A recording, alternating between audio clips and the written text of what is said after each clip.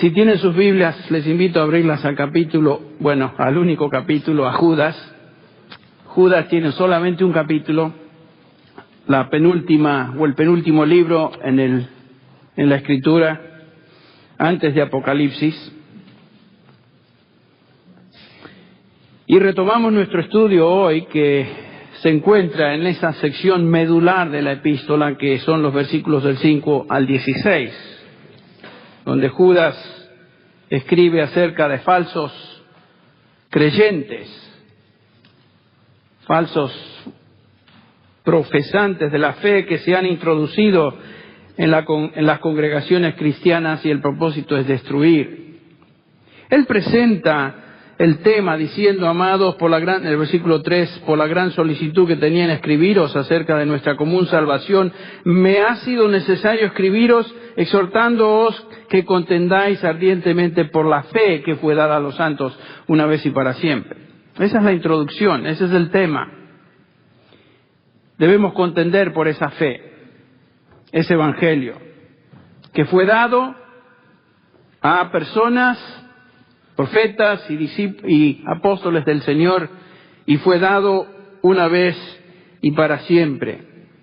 Y la razón que debemos contender por esa fe del evangelio es lo que se encuentra en el versículo 4, porque algunos hombres, aquí está, han entrado encubiertamente, los que desde antes habían sido destinados para condenación, hombres impíos, dice, que convierten en libertinaje la gracia de nuestro Señor Jesús o nuestro Dios, y niegan a Dios, el único soberano, y a nuestro Señor Jesucristo.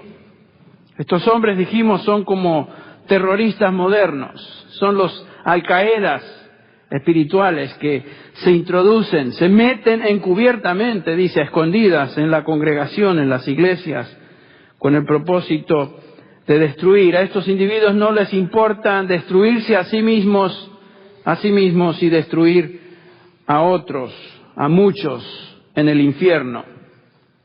Judas hace entonces un llamado a la iglesia, un llamado a nosotros, los creyentes, a contender, involucrarnos en esta guerra espiritual contra el terrorismo espiritual. Esta es la guerra por la verdad. El terrorismo espiritual es una realidad en la iglesia. Debemos ser vigilantes, tener discernimiento, identificar a lo falso y defender la verdad, y así proteger a los santos. Desde el comienzo de la iglesia, esta fue la lucha continua. Cada generación de cristianos se vio obligada a defender la fe. Fue en ese entonces así, lo ha sido a través de la historia de la redención, y continuará de esa manera hasta que el Señor venga. Debemos contender por la fe del evangelio. Ustedes recuerdan las palabras de Pablo a los ancianos de Éfeso, allá en el capítulo 20 de Hechos, donde dice: por tanto, mirad por vosotros y por el rebaño, sobre el cual el Espíritu Santo os ha puesto por obispos, por supervisores, para apacentar la iglesia del Señor, el cual Él ganó con su propia sangre, o redimió con su propia sangre. Y después dice Pablo: porque yo sé que después de mi partida entrarán en medio de vosotros. Ahí está, estos que se meten a encubiertas. Y acá Pablo les llama lobos rapaces, que no perdonarán al rebaño. Tienen piel de oveja, pero son lobos. El propósito es destruir. Y de vosotros mismos, dice, se levantarán hombres que hablen cosas perversas, falsas, mentiras, diabólicas, para arrastrar tras sí a los discípulos. Y después agrega: por tanto, velad. La misma idea, velad. Estar alerta, contender. Escribiendo a Timoteo en su primera epístola, allá en el capítulo 4, dice que el Espíritu claramente dice que en los últimos días o en los últimos tiempos algunos apostatarán de la fe, escuchando a espíritus engañadores. Estos individuos que se meten en la iglesia y enseñan, ¿qué enseñan? Doctrinas de demonios, dice Pablo.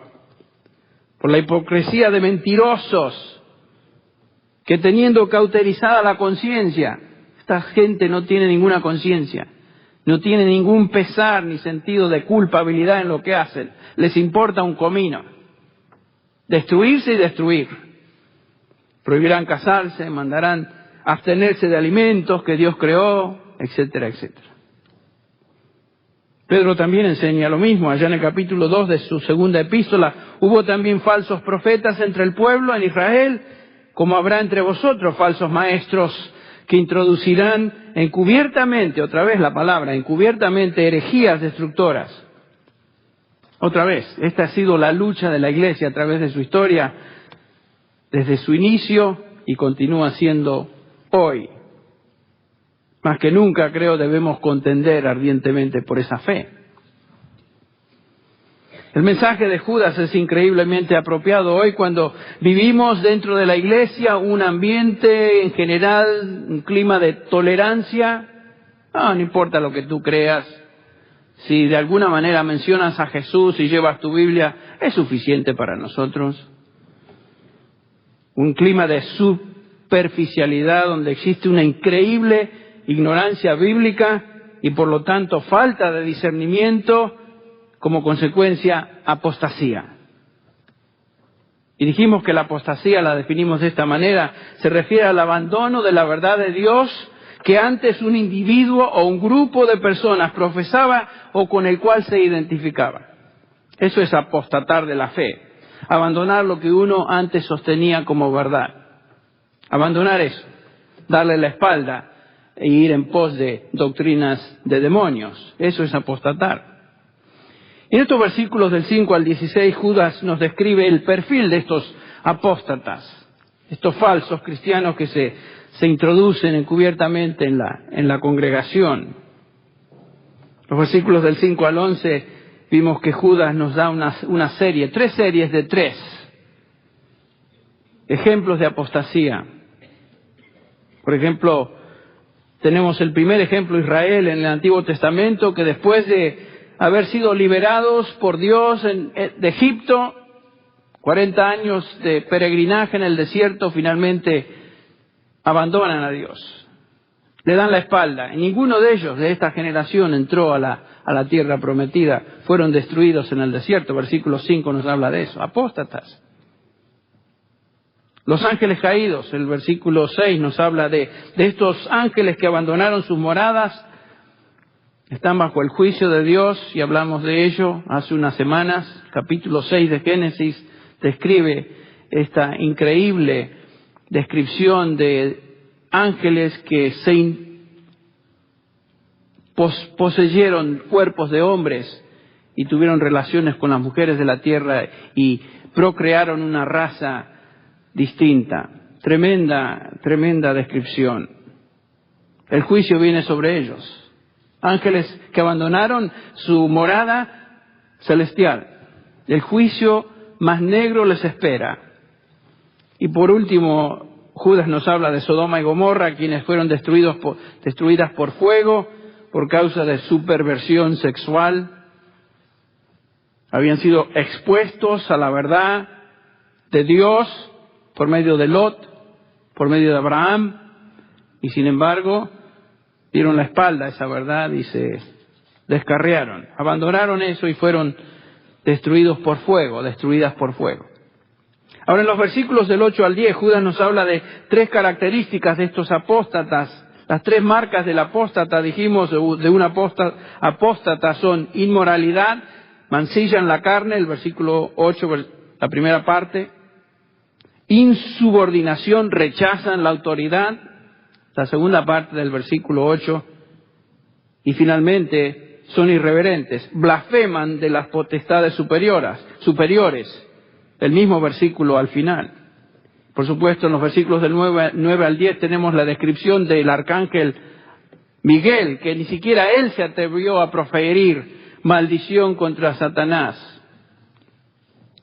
Y sin embargo, estos apóstatas, estos falsos maestros, no tienen ningún pelo en la lengua, digamos así, ningún reparo de acusar y atar y a enfrentar a Satanás y a demonios y tratarlos a estos como si fueran simplemente personajes que ellos pueden manipular. Qué ridículo, qué absurdo. Ni siquiera el arcángel Miguel se atrevió a proferir juicio contra Satanás, sino que dijo: el Señor te reprenda. No somos nadie para reprender ni a Satanás ni a los demonios. No tenemos el poder ni la capacidad de hacerlo. Eso es una invención. Ahora, cuando llegamos al versículo 11, Judas nos da otra lista de 3 ejemplos de apóstatas en la historia bíblica. Vamos a leer el versículo 11, dice así: hay de ellos, comienza con un ayo, referencia al juicio de Dios. Hay de ellos porque han seguido el camino de Caín y por lucro, por dinero, se lanzaron al error de Balaam y perecieron en la rebelión de Coré. Primero, Judas nos habló entonces de 3 juicios históricos: Israel, ángeles, Sodoma y Gomorra. 3 características de un apóstata: inmoralidad, insubordinación e irreverencia. Y ahora 3 ejemplos de apóstatas en la historia del Antiguo Testamento: Caín, Balaam y Coré. ¿Quiénes son estos?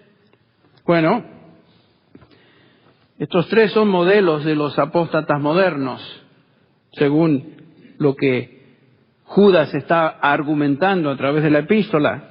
Siguen el camino de Caín, se lanzan en el error de Balaam y perecerán en la rebelión de Coré. Este es un triunvirato modelo de apóstatas en el Antiguo Testamento. Veamos primero a Caín. ¿Por qué fue Caín un apóstata? ¿Por qué se describe como un apóstata? Para eso tenemos que ir al capítulo 4 de Génesis. Y los primeros versículos de este capítulo 4 se nos describe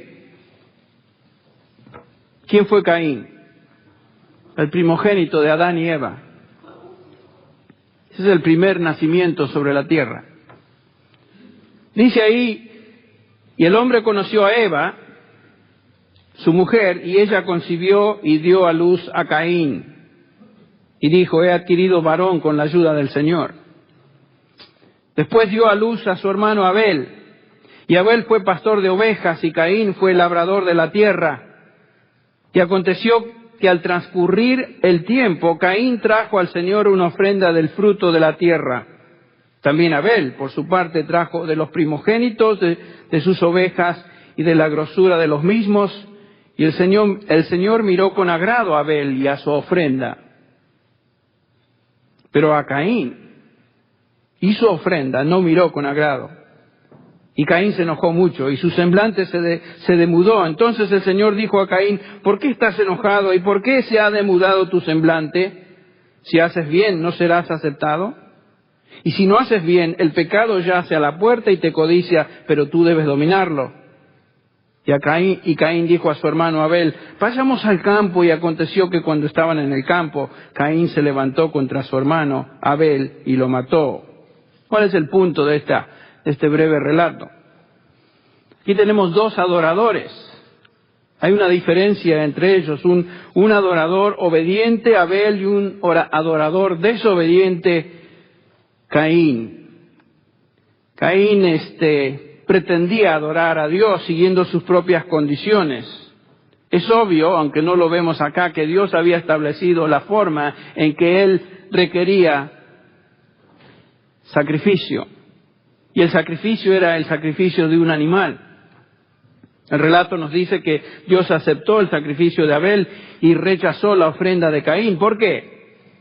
Bueno, Dios había establecido la forma en que ese sacrificio debía presentarse a él. Dios requería un sacrificio de un animal, pero Caín no estaba interesado en lo que Dios quería. Caín estaba interesado en su propio sacrificio, en la forma de adorar que él pretendía. Caín inventó su propio estilo de religión. Él inventó su propia adoración. Él rechazó la revelación de Dios y siguió su deseo, su intuición, pensando que, bueno, Dios va a aceptarlo de todas maneras. Caín tenía sus propias ideas y se opuso a la palabra de Dios. Fue desobediente a Dios. Alguno dirá o se preguntará: bueno, ¿por qué es que Dios es tan estricto? Dios es estricto. Dios es estricto. Cualquier rompimiento de su ley, de su mandato, se convierte en pecado, lo cual nos hace dignos de condenación eterna. La paga del pecado es muerte. No podemos jugar con Dios. No podemos hacer lo que se nos da la gana o lo que nosotros pensamos, pensando que de alguna manera Dios lo va a aceptar. Ese fue el problema de Caín. Caín tenía sus ideas. Fue desobediente a Dios. Y noten que se enoja cuando Dios no acepta la ofrenda. Se enoja. Su rebeldía, por supuesto, o su enojo terminó en el homicidio o con el homicidio de su hermano. Inmoral, insubordinado, irreverente, el pecado le dominó, menoscabó lo que Dios mandaba, blasfemó, estableciendo su propia religión, rechazó a Dios, siguió su propia intuición, deja a un lado lo que Dios revela y opera siguiendo sus propias ideas. Eso es lo que hace el hombre. Sigue su propia religión humana. Oh, el hombre es tan capaz para inventar religión, para inventar formas de acercarse a Dios. En Hebreos 4 tenemos un comentario sobre lo sucedido. Hebreos 11:4. Dice: por la fe Abel ofreció a Dios más excelente sacrificio que Caín, por lo cual alcanzó testimonio de que era justo. Abel demostró ser justo delante de Dios por su obediencia a Dios. Y Caín es el prototipo de un apóstata. Alguien que conoce la verdad, alguien quien está familiarizado con lo que Dios desea y demanda y sin embargo da la espalda a lo que Dios dice y hace su propia voluntad, hace otra cosa. Caín menosprecia a Dios y se enoja con su hermano. Noten quién representaba al verdadero siervo de Dios. Caín se irrita con su hermano, quien es justo, y finalmente demuestra su odio profundo hacia su hermano, asesinándole. ¿Saben que esto es característico de un falso creyente, un falso maestro en la iglesia? No se siente cómodo con la verdad de Dios revelada en la Escritura, se opone a aquellos que enseñan la verdad de Dios, es hostil a aquellos que representan al Dios verdadero. Recuerdo que en una ocasión en programa de televisión TVN, este individuo, que no voy a mencionar su nombre, un falso maestro, hablando de MacArthur, refiriéndose al pastor de esta congregación, dijo: si yo pudiera, tomaría mi ametralladora del Espíritu Santo y le volaría los sesos. Hablando de MacArthur. Ese es el espíritu, ¿no? Es la actitud de un falso siervo de Dios, les digo. Alguien que odia a aquellos que poseen y proclaman la verdad de Dios. Y esta es la actitud de Caín. Observa la actitud justa de su hermano y se enoja contra él. Caín termina de una forma trágica. Ustedes recuerdan, es echado del jardín y vive el resto de sus días con temor de que alguien lo fuera a asesinar. Fuera de la presencia de Dios y fuera de su bendición. Y acuérdense que en esos días vivían muchos años. Imagínense vivir toda una vida con ese terror. Los apóstatas modernos siguen el ejemplo de Caín, inventan su propio estilo de cristianismo, se oponen a la revelación de Dios, son hostiles a los que enseñan la verdad de la Escritura. Es lo que pasa. Un segundo ejemplo de apóstata en el versículo 11 es Balaam. Han seguido el camino de Caín y se lanzaron por lucro en el error de Balaam. ¿Quién es este Balaam? Si ustedes están leyendo diariamente las lecturas diarias de la Biblia en un año, sin duda hace poco han leído la historia de Balaam. Este era un profeta mercenario, un profeta que profetizaba por paga. Al que más le daba, él ofrecía profecías. Su interés estaba, nos dice ahí, en el lucro, en el dinero que él recibía por sus profecías. Y esto es lo que los falsos maestros hacen hoy. También viven y predican, no porque aman a Dios, no porque aman su palabra, sino por el lucro, el dinero que reciben, por lo general de un montón de incautos que mandan ofrendas a esos ministerios, entre paréntesis, y de eso viven. Muchos de ellos son riquísimos por esas ofrendas que reciben continuamente. Por supuesto, allí en Timoteo, ustedes recuerdan, Pablo advierte a Timoteo de este tipo de individuos. En el capítulo 6 de 1 Timoteo, el versículo 5, dice que estos son hombres corruptos de entendimiento, privados de la verdad, que toman la piedad como fuente de ganancia. Apártate de ellos, Timoteo. Noten el versículo 9. Porque los que quieren enriquecerse caen en la tentación y lazo y en muchas codicias necias y dañosas que hunden a los hombres en destrucción y perdición. Este era Balaam, un tipo que vivía de el dinero que recibía, codicioso. No era un profeta de Dios. La historia de Balaam se encuentra en Números 22, 23, 24 y 31. Este profeta se ofrecía al que pagara más. Ustedes recuerdan que el contexto es este. Israel se encontraba por entrar en Canaán. Después de 40 años en el desierto, están ahí en la frontera, están por entrar. Y uno de los reyes de las tribus que vivían en esa región de Canaán era Moab. La tribu era Moab, la nación era Moab, y el rey era Balac. Él era el rey de Moab. Y ofrece entonces a este Balaam dinero para que Balaam, por medio de profecías, maldijera a la nación de Israel. Superstición absoluta. Entonces le dice a Balaam, yo te voy a dar cierto dinero si tú profetizas en contra de Israel. Maldices a Israel. Por supuesto, Balaam no puede lograr eso. Y nos dice el relato que Balaam tenía cierto concepto de Dios, tenía cierto temor de Dios y sabía que no podía hacer eso contra la nación de Israel, ya que estaba protegida por Dios. Pero él piensa en un plan. Se le ocurre una idea.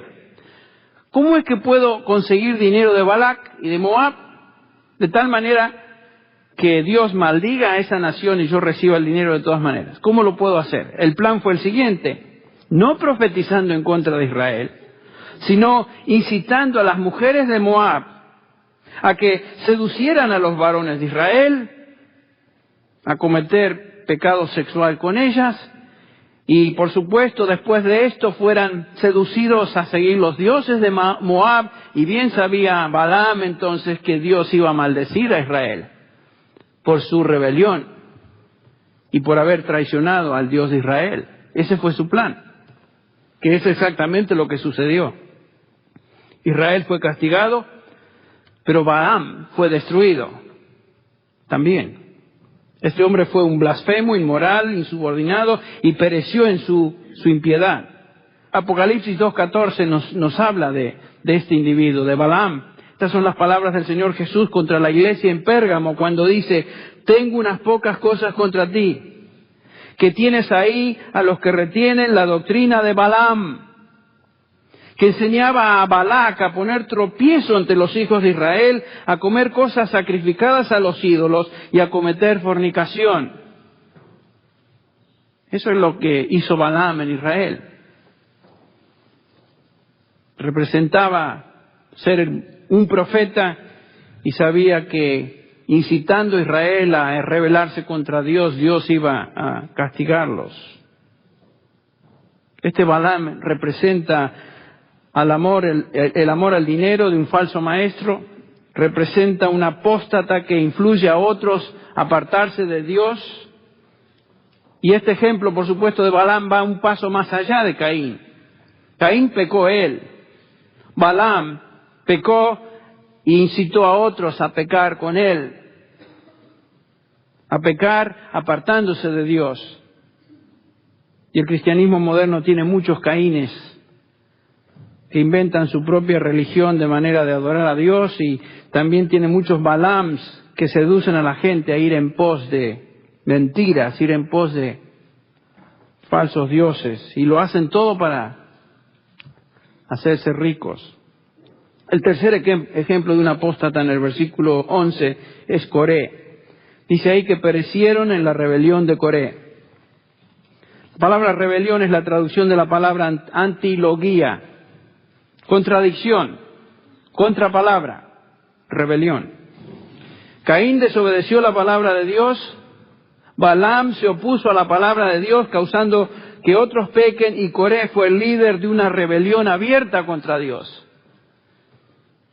¿Quién es este Coré? Bueno, su historia se puede leer en el capítulo 16 de Números, se puede leerla ahí, la leí esta mañana. Coré era un levita, y como levita, como aquellos hijos de Leví, tenían encargado la adoración, la administración al pueblo, eran los que guardaban y tenían el servicio del tabernáculo. Este Coré era un adorador de Dios, pero un adorador inmoral, insubordinado y también irreverente. Y este Coré, que entre paréntesis era primo de Moisés, se hace de 3 amigos. Y sus nombres son 2 amigos, Datán y Abirán, quienes a su vez tomaron gente, nos dice Números 16:2, y se levantaron contra Moisés. Dice ahí el versículo 2 de Números 16, se levantaron contra Moisés con 250 varones de los hijos de Israel, príncipes de la congregación, de los del consejo de varones de renombre. Este tipo sabía que necesitaba hacerse de líderes para rebelarse en contra del siervo de Dios, Moisés. Estos falsos líderes religiosos, siguiendo a Coré, se levantaron contra el hombre de Dios que Dios había colocado como siervo ahí. Y esto es lo que los falsos maestros hacen: inventan su propia religión como Caín, seducen a otros a seguirles en su sistema como Balaam y atacan a los verdaderos siervos de Dios. Dice el versículo 3 de Números 16, y se juntaron contra Moisés y Aarón y les dijeron: basta ya de vosotros. En otras palabras, ya no los queremos a ustedes como líderes, porque toda la congregación, o sea, todo el pueblo de Israel, todos ellos son santos. Noten. Y en medio de ellos está Jehová. ¿Por qué pues os levantáis vosotros sobre la congregación de Jehová? Como si ellos hubieran escogido eso. Como si Moisés y Aarón hubieran escogido esa posición. El versículo 13 dice: es poco que nos hayáis hecho venir de una tierra que destila leche y miel para hacernos morir en el desierto, sino que también te enseñorees de nosotros. Es lo que está haciendo está estimulando una rebelión. Y dice: basta de vosotros, afuera con vosotros, toda la congregación es santa, todos somos iguales delante de Dios, es lo que está diciendo. No tenemos necesidad de un líder escogido como tú, Moisés.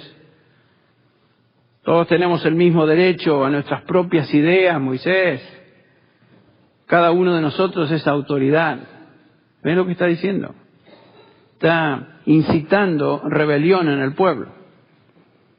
Y eso es lo que los falsos maestros hacen. Odian la autoridad de Dios, odian su palabra y odian a los que Dios ha establecido como autoridad sobre su pueblo. Siempre recuerdo, hace unos años atrás, un falso maestro en medio nuestro, tal vez no de la prominencia de este Coré, era un corecito, pero en medio nuestro, quien me dijo cuando lo confronté con su actividad rebelde dentro de la iglesia, porque quería hacerse de discípulos y quería enseñar cosas a ellos que como iglesia no enseñábamos, y hacerse de este grupito de discípulos. Y él me dijo: yo solo me someto a Dios, yo no creo en la autoridad de los ancianos de la iglesia. Me acuerdo de eso. Bueno, superficialmente alguien puede decir: bueno, ¿no es cierto eso? Que al fin y al cabo la autoridad final es Dios. ¿No es acaso la autoridad final, Dios es la autoridad final sobre cada uno de nosotros? ¿Cierto? Es correcto. Pero Dios nos manda en su palabra, primero, a someternos a ella, tal como está revelada. No inventar cosas. Y en segundo lugar, Dios nos manda en su palabra y nos dice que Él ha establecido líderes en su iglesia, a los cuales debemos obediencia y sometimiento. Dice Hebreos 13:17 que debemos obedecer y someternos a ellos, a los pastores que Él ha establecido sobre la iglesia. Así que decir que, yo solo me someto a Dios y no creo en los ancianos de la iglesia, está torciendo y negando lo que Dios dice. Estos son hombres que yo he establecido en la iglesia, y le dice al resto de la congregación, someteos a ellos. Coré y sus seguidores se levantaron en rebelión contra Moisés, quien Dios había establecido, y a Aarón, quien Dios había establecido sobre Israel. Y por supuesto trataron de derrocarlo, así como en muchos de nuestros países. Una revolución. No fue armada, pero fue una revolución. ¿Saben qué? Esa rebelión terminó rápida y drásticamente. Dios se encargó. Dice el versículo 28 de Números 28, el versículo 28 de Números 16. Y Moisés dijo: en esto conoceréis que el Señor me ha enviado para hacer todas estas obras, que no es iniciativa mía. Dice Moisés: yo no me hice líder de esta nación. Yo no estoy haciendo lo que hago porque a mí se me ocurrió. Y continúa el versículo 29, si estos mueren como mueren todos los hombres, o si sufren la suerte de todos los hombres, entonces el Señor no me envió. Pero si el Señor hace algo enteramente nuevo, y la tierra se abre su boca y los traga con todo lo que les pertenece, y descienden vivos al Seol, entonces sabréis que estos hombres han menospreciado al Señor. Esto es lo que Moisés dice a la nación, al pueblo. ¿Qué aconteció? Que cuando terminó de hablar estas palabras, ¿qué pasó? La tierra debajo de ellos se partió. Y la tierra abrió su boca y se los tragó a ellos y a sus casas y a todos los hombres de Coré con todos sus bienes. Ellos y todo lo que les pertenecía descendieron vivos al Seol, y la tierra los cubrió y perecieron en medio de la asamblea. Juicio de Dios. Qué interesante que aparentemente unas 15,000 personas murieron como resultado de esa rebelión, lo cual nos indica que este Coré había hecho un buen trabajo de hacerse de discípulos e influenciar a muchos líderes en la nación para seguirle a él y sus patrañas. Estos tres hombres, Caín, Balaam y Coré, representan, como dije, el triunvirato apóstata ejemplar del Antiguo Testamento. Los tres fueron inmorales, los tres fueron insubordinados, los tres fueron irreverentes. Y por esta razón el versículo 11 de Judas dice: ¡ay de ellos! ¡Ay de ellos! Esta es una declaración de maldición de Dios. ¡Ay de ellos! ¿Se acuerdan cuando Pablo dice: ¡ay de mí si no predico el Evangelio? Esa es la idea. Maldito seré si no predico el Evangelio. ¡Ay de mí! ¡Ay de ellos!, dice Judas. Lo que les espera a estos, es el versículo 13, es eternamente la oscuridad en tinieblas. ¡Ay de ellos! Para terminar, los versículos 13 y 14, donde Judas ahora nos compara o hace una comparación, compara a los apóstatas con 5 fenómenos de la naturaleza. 5 fenómenos de la naturaleza. Estos son escollos ocultos, versículo 12. Dice: son nubes sin agua, llevadas de acá para allá por los vientos. Son árboles otoñales sin fruto. Son fieras ondas del mar que espuman su vergüenza. Son estrellas errantes para las cuales está reservada eternamente la oscuridad. En primer lugar, Judas los compara con escollos ocultos.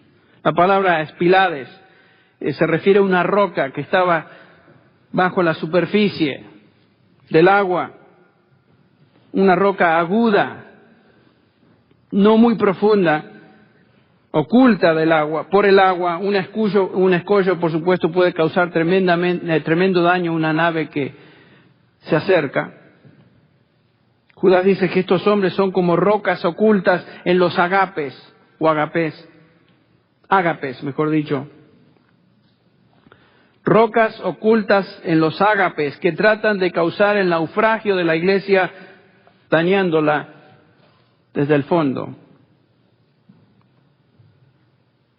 Un ágape en la iglesia primitiva, ¿qué era un ágape? Era una reunión, era una comida donde los creyentes se reunían para compartir juntos, ministrarse unos a otros, compartir su fe, edificarse mutuamente en la palabra, exhortarse a la piedad y a las buenas obras, como nos dice Hebreos. Eso es lo que hacían en sus ágapes. En contraste, estos falsos maestros, falsos cristianos, se introducían sutilmente, escondidamente, para socavar la fe de los creyentes, hablar mentiras, crear insubordinación, guiarlos a caminos torcidos y finalmente llevarlos a la destrucción. Y noten que Judas dice que esto hacen sin temor alguno, dice que operan impúdicamente, no tienen ningún temor, ninguna conciencia, ningún sentido de temor de Dios. Son como estos terroristas de hoy que no les importa destruirse a sí mismos con tal de destruir a un gran número de inocentes. En segundo lugar, Judas los compara a nubes sin agua, llevadas de acá para allá por los vientos. Las nubes prometen lluvia, ¿no es cierto? Ciertas nubes en particular prometen lluvia. Israel es una de esas regiones semiáridas en la tierra, así como el sur de California, que depende mucho de las lluvias. Pero, no, por supuesto, esa zona no recibe mucho. Y dice Judas que estos falsos maestros ofrecen mucho, prometen mucho, pero sus promesas son vacías. No dan ninguna satisfacción, no traen refrigerio a nadie, no traen bendición espiritual, son como nubes sin agua.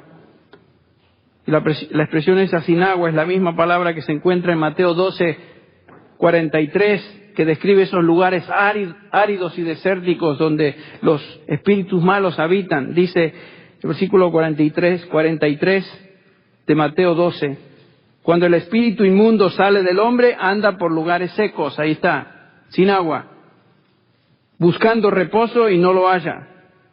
Estos apóstatas viven impulsados por estos espíritus inmundos, estos espíritus que les controlan, son propagadores de doctrinas de demonios, dice Pablo. Estos sistemas religiosos son inspirados por demonios, diseminan mentiras, todas las sectas hacen eso, todos los sistemas de religión pagano hacen eso.